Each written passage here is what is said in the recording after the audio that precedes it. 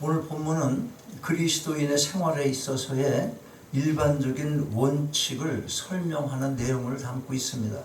즉 옛사람의 어두운 생활을 청산하고 새 사람의 삶을 살아야 함을 권면하고 있습니다. 사실 우리가 그리스도인으로서 이 땅을 살아간다는 것은 단순히 진리를 말하고 또 그걸 머리로 그저 지식적으로만 알고 살아간다는 게 아니라 성경의 모든 말씀을 신앙과 삶의 규칙으로 삼고 그에 따른 실천적인 삶을 살아야 하는 것입니다. 그렇다면 예수 그리스도를 배우고 또 그분을 믿고 새 사람이 된 성도가, 우리가 이 땅을 살아가야 할 마땅한 삶이란 과연 어떤 것입니까? 에베소 1장 13절에 이런 말씀이 있습니다. 그 안에서 너희도 진리의 말씀 곧 너희의 구원의 복음을 듣고 그 안에서 또한 믿어 약속의 성령으로 인치심을 받았으니. 예수 그리스도를 배우고 믿어서 구원을 얻은 성도는 이미 성령으로 의롭다고 인치심을 받은 사람들입니다. 성령께서는 단순히 보증만 하시는 것이 아니라 각 개인의 마음속에 거하셔서 새 사람의 길로 인도를 해 주시는 것입니다. 그러므로 어떻게 하라고 합니까? 17절 보면 그러므로 내가 이것을 말하며 주 안에서 증거하노니 이제부터는 이방인이 그 마음에 허망한 것으로 행함같이 너희는 행하지 말라. 그러니까 여기서 이방인이라는 것은 믿지 않는 세상 사람들을 말하는 거예요. 우리 교회 밖에 모든 사람들을 말하는 겁니다. 여기 보면 중간에 뭐라고 합니까? 이제부터는 이방인이 그 마음에 허망한 것으로 행함같이 너희는 행하지 말라. 그 무슨 말이에요? 예수 믿지 않는, 믿음 없는, 교회 나오지 않는 그런 세상 사람들처럼 그들의 마음 허망한 것으로 모든 삶을 살아가는데 그렇게 살지 말라. 그 말씀인 것입니다. 여기 허망이란 말은 헛되이 맹목적으로 등의 의미를 갖는 말에서 유래한 것인데 헛됨, 어리석음, 거짓 종교 등의 뜻을 가지고 있습니다. 에베소 교회 당시 이교 사회는 인간의 진정한 목적이 무엇인지 그 개념조차도 잃어버리게 되었고 그 결과 그들은 아무런 목적도 없이 이리저리 방황하는 삶을 살게 되었습니다. 한번 생각해 보십시오. 여러분 인생이 태어나서 어느 정도 나이가 들어서 무슨 목표를 가지고 성취하기 위해서 노력하고 나가야 되는데 무슨 목표 설정이 없으니까 삶의 일관성이 없고 절제된 그런 행동이 없는 겁니다. 이리저리 그냥 방황해 사는 거예요. 이끌리면서 아침에 눈 뜨고 저녁에 자고 배고프면 밥 먹고 그런 삶 사는 거예요. 그런 삶을 살면 그게 동물적인 삶이지. 그러니까 그냥 세파에 흔들리고 유행 따라 살고 남들도 그렇게 하는데 그렇게 살면 어때? 이러고 아무런 목적도 없이 이리저리 방황을 하게 되는 겁니다. 우리가 살아가는 이 시대는 어떻습니까? 그때뿐만이 아니에요. 하나님 없는 세상은 그곳이 어디이든지 과거나 현재나 미래나 똑같습니다. 인생의 진정한 가치를 잃어버리고 마는 것입니다. 진리를 외면하고 당장 좋은 곳에 마음을 빼앗기면서 아무런 생각 없이 그걸 쫓아가서 살아가는 것입니다. 그러면 누구의 인생을 사는 겁니까? 이렇게 사는 것이. 나는 내 방법대로 내 인생 살 권리가 있으니까 날 내버려 두어 왜 이래라 저래라 하냐, 이런 생각하고 자기 마음대로 살아가는 겁니다. 그러면 이런 식으로 살아가는 건 여러분 실상은 마귀가 주는 방법대로 살아간다는 걸, 그걸 잊으면 안 되는 것입니다. 영적인 면에서 보면 중간이란 있을 수가 없기 때문에 하나님이 없는 삶은 곧 사탄의 지배 아래 살아가게 되는 것입니다. 여러분 하나님 없는 삶은 그 어떤 경우라도 허망하다는 것, 이걸 잊지 마시기 바랍니다. 그러면 왜 하나님 없는 삶이 허망할 수밖에 없습니까? 18절과 19절 같이 읽겠습니다. 18절 19절 시작. 저희 총명이 어두워지고 저희 가운데 있는 무지함과 저희 마음이 굳어짐으로 말미암아 하나님의 생명에서 떠나 있도다. 저희가 감각 없는 자 되어 자신을 방탕에 방임하여 모든 더러운 것을 육심으로 행하되. 하나님 없는 세상 사람들이 허망한 삶을 살아갈 수밖에 없는 가장 큰 이유가 뭔지를 가르쳐주고 있습니다. 하나님의 생명에서 떠나 있도다. 하나님의 생명이 그들 속에 없기 때문에 그런 것입니다. 왜 그렇게 되었습니까? 저들의 총명이 어두워졌기 때문에 그래요. 어떤 사실에 대하여 올바른 지식도 없을 뿐만 아니라 종교적으로나 도덕적으로나 맹목적인 상태가 되어서 마음에 아무런 감각을 느낄 수 없을 정도로 굳어진 거예요. 감각이 없으니까 어떤 짓을 해도 고통이 없습니다. 양심의 기능이 마비되어서 남들에게 많은 해를 끼치고 악한 일을 이루면서 살면서 그런 짓을 그냥 수시로 하면서도 아무런 가책을 느끼지 못하고 회개는커녕 일말의 뉘우침조차도 없습니다. 회개는 완전히 돌아서는 게 회개잖아. 다시는 그러지 말아야지 하고 거기까지는 안 바래도 내가 그때 그랬던 것이 잘못된 것인 거구나. 뭐 그런 정도 생각이라도 해야 되는데 그런 생각조차도 못한다는 거예요. 완전히 해결하기는커녕. 여러분, 사이코패스라는 말이 왜 생겼어요? 사이코패스. 우리가 코로나 바이러스로 인해서 마스크를 쓰지 않습니까? 문화적 차이로 인해서 마스크를 쓰는 이유에 대한 이해가 좀 다르기는 하지만 마스크를 착용하는 이유는 한 가지입니다. 무엇이겠어요?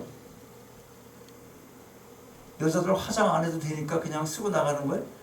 그런 목적이 있는 게 아니잖아. 단순히 침을 튀긴다 뭐 그런 목적도 아닌 거예요.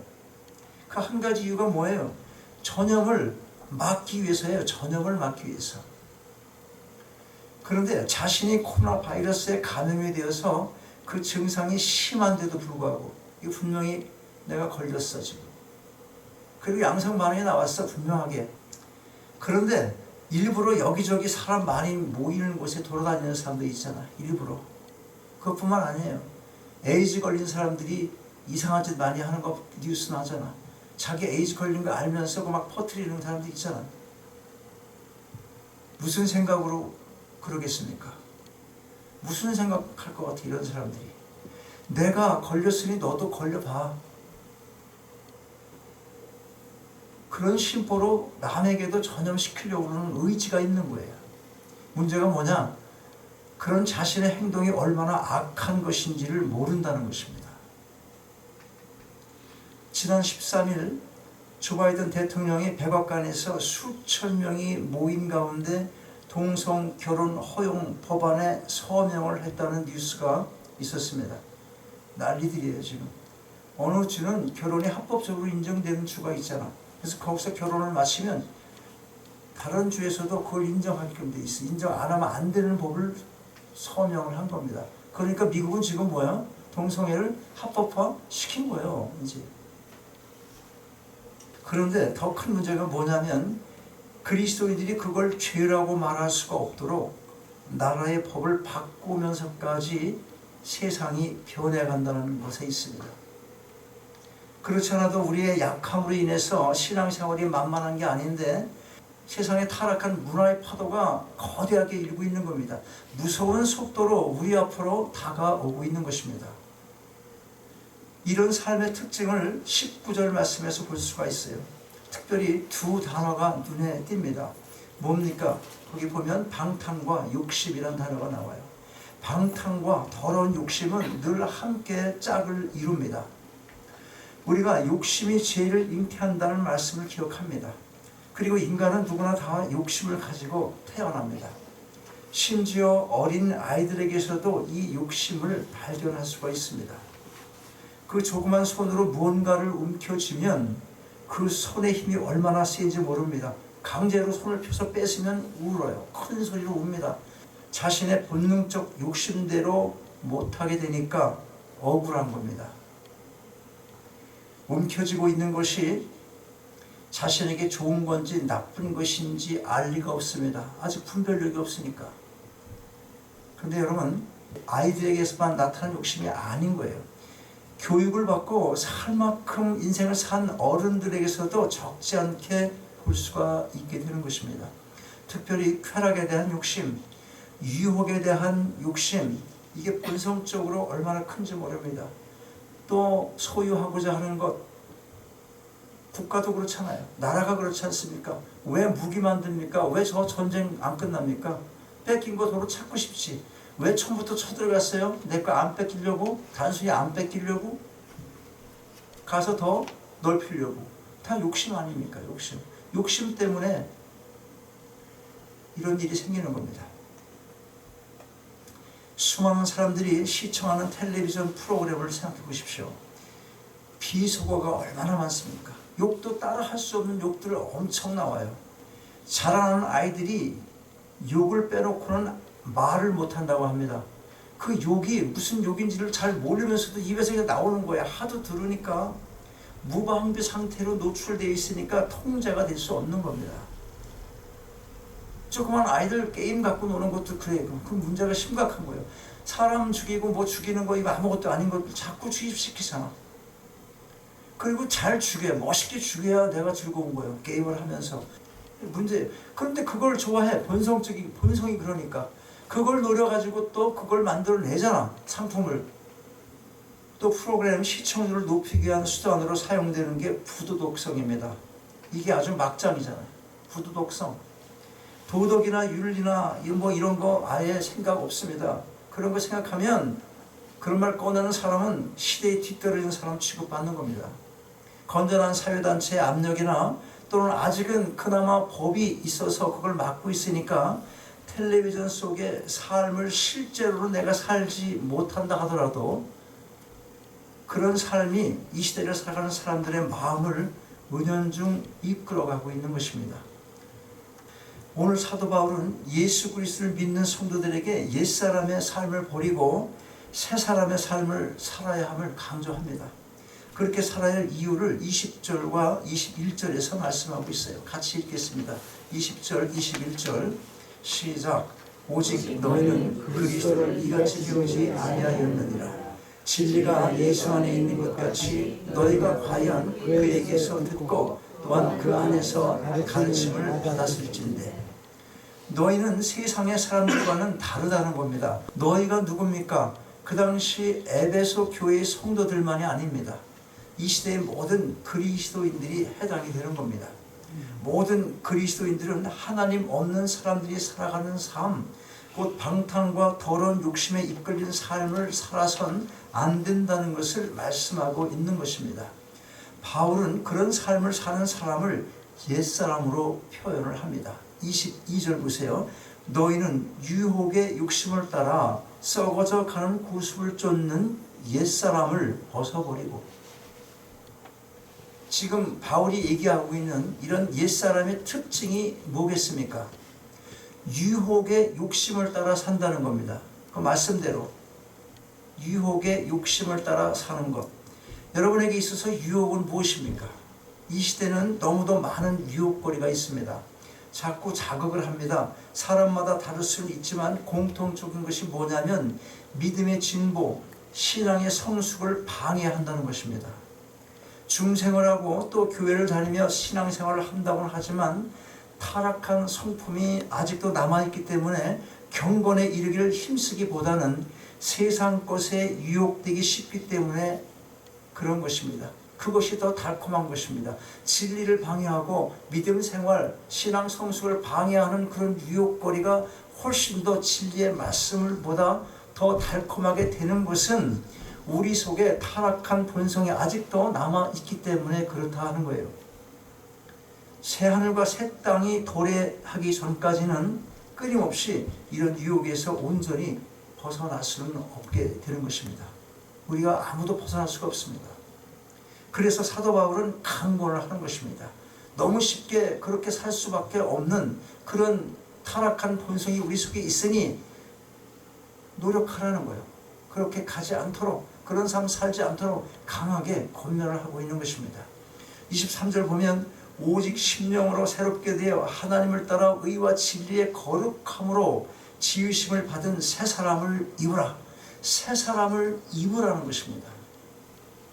논리적으로 말하면 진실로 믿음을 고백한 성도는 누구나 거듭 태어난 것이기 때문에 거듭 태어나 있는 거예요. 지금 사실 실제적으로 과거가 아니라 믿었다면 거듭 태어난 것입니다. 거듭 태어난 것이기 때문에 이미 심령이 새롭게 된 것입니다.